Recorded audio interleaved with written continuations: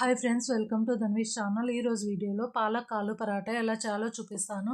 First 2 ఉడికించి తీసుకున్న ఆలుకు తొక్క తీసి దానిని తురుముకోవాలి. అలాగే పాలాకును తీసుకొని సన్నగా కట్ చేసుకోవాలి.